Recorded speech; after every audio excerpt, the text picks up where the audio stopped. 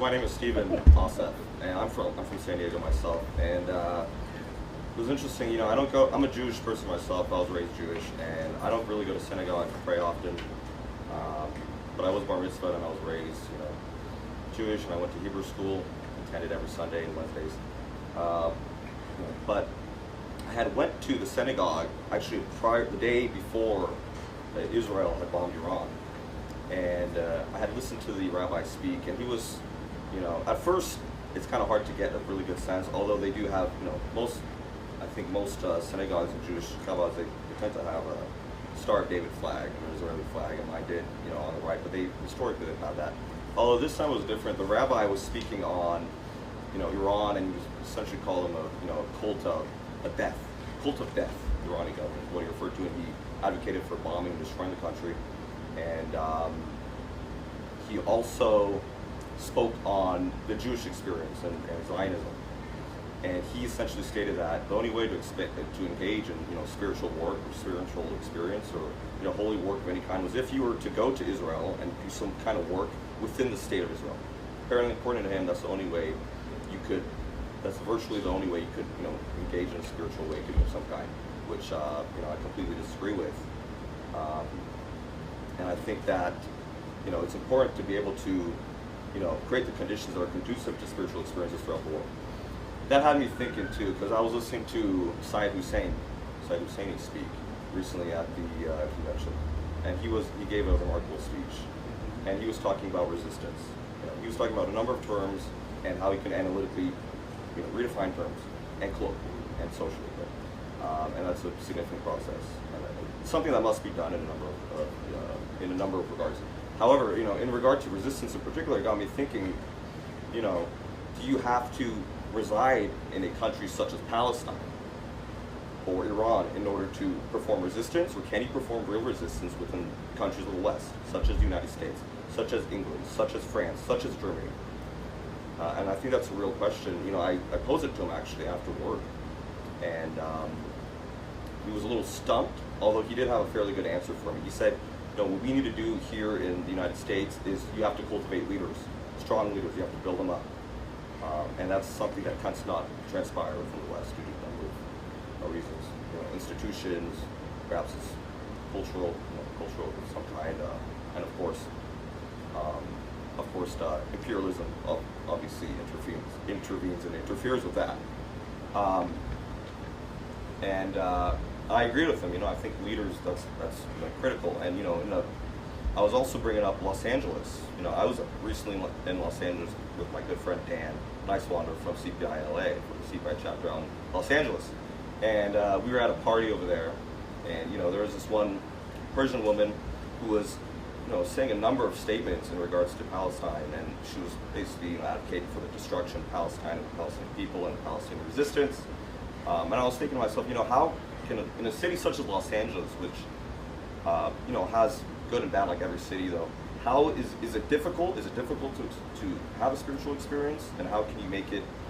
How can you make it so it's not so difficult, right? How can we do that? And I think that CPI is pretty critical to that question, because CPI is clearly engaged in spirituality amongst a number of other things. And combating imperialism requires spirituality. That's something a number of communist countries, I believe, in the past lacked, such as the Soviet Union, Soviet Union in particular. However, we live in a new age, and I think that when you engage in an organization such as CPI, you receive a plurality of ideas, of concepts, of understandings, of beliefs, of various things, and that I think is a huge step toward reaching a higher level of spirituality, right? I also think that when you go to, in Chicago, my experience has been pretty interesting. I've been driving around, performing a number of logistical things for CPI, preparing for the convention, and I actually stopped at a bar located in a neighborhood in Chicago, and I was speaking to a Latino, I believe Mexican American, that frequents the bar. He goes there every Thursday, and I think experiences like that are critical, because he was really open to me. He was speaking freely with me. I spoke some Spanish, so I think that made him feel a little more comfortable, and he was a bit impressed, and he was also telling me how he's a native, he's a native Chicagoan. He was raised in Chicago. He was about 40 years old. apparently he, he witnessed a protest against ICE that took place in Chicago as well, and he had a great spirit, really positive attitude. He loves the Chicago Cubs in particular, and he's a big member of the community of Chicago. And I love, it's important, I think, to not simply be in a in a workshop or in a convention. Of course, conventions provide a number of opportunities, but it's also important to get out there and do other things. Go to the bars, maybe go to clubs. Go to, you don't have to necessarily do that, but, go to restaurants, speak to other people, go to the park, go to, community events, and I think that's a great way of also, meeting people and understanding. What was that? But I think that, also coming to places such as El Colectivo Ecuatoriano Patria Grande is also a great opportunity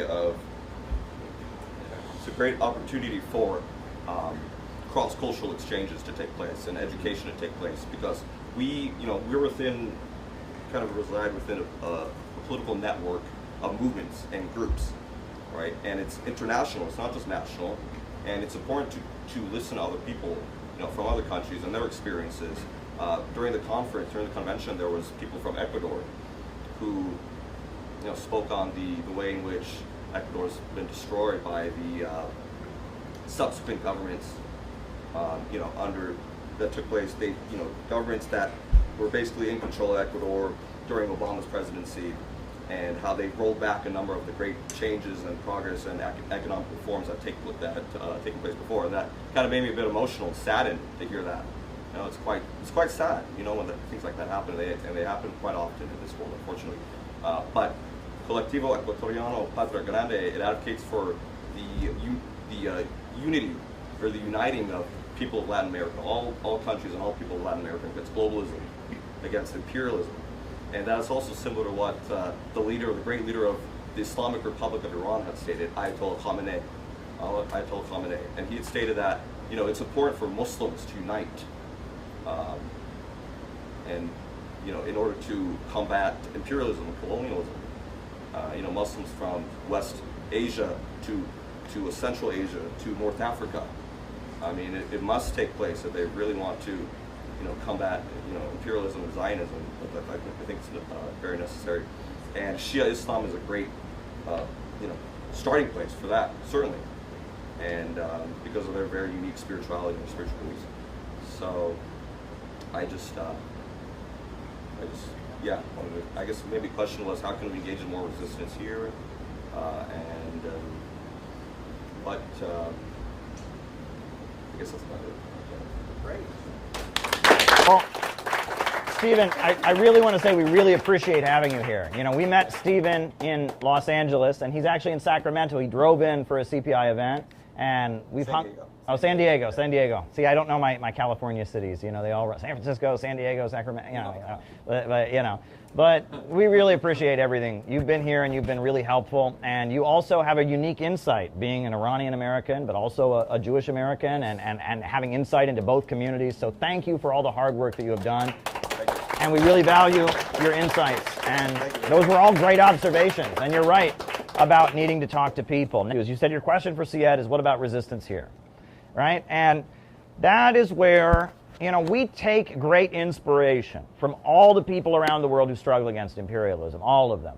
But there is a slight difference between us and them that does occasionally come up, right? Which is that the people in Iran, they're thinking about Iran. And they're thinking about Iran is getting bombed, Iran is under attack, and they're not thinking about the future of America, when it comes to countries like China, countries like Russia, countries that are under the gun of imperialism, often because they're under so much threat, their attitude is, we don't care what happens in America as long as they get off our backs. And I can totally understand why they feel that way, and I respect that. But we have a different role to play because we live here in America, and that cannot be our attitude. And I talk to people in Russia, I talk to people in China, I talk to people in Iran and Venezuela, and a lot of time their attitude is there anyone making trouble in America? I don't care if they're right, I don't care if they're left, I don't care if they're violent, I don't care what, as long as they're making trouble, because we got to get the imperialists off our back.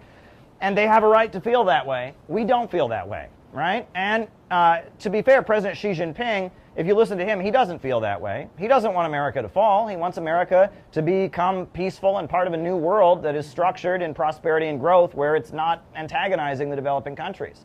You know, and that there are moments where the way we act as people that are serious about building a new America free from imperialism, not, you know, burning it down for revenge in a cathartic way, but building a new America, and the way people around the world that are up against imperialism, just wanting anything to push back, there's moments where things are going to come up. A moment that came up, and there may be people who disagree with me about this even here, and that's fine, but you know, there was a guy who to protest the bombing of Gaza, and he was somebody, I guess he would have been obligated as a military serviceman to go and participate in that. He went to a place and he lit himself on fire and killed himself. Well, you know, I understand why the Yemenis, you know, admired that. They say, look, anyone who raises awareness about that, we support. I understand why the Palestinians, a lot of Palestine Americans might have said that was a good thing to do.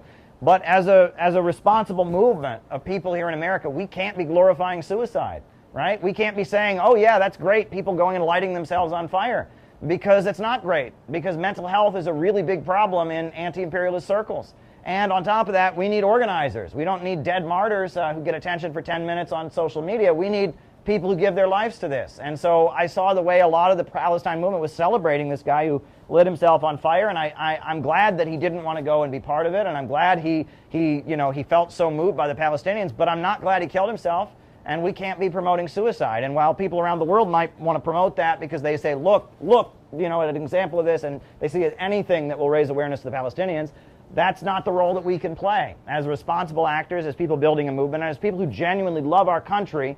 You know, they talk about tough love.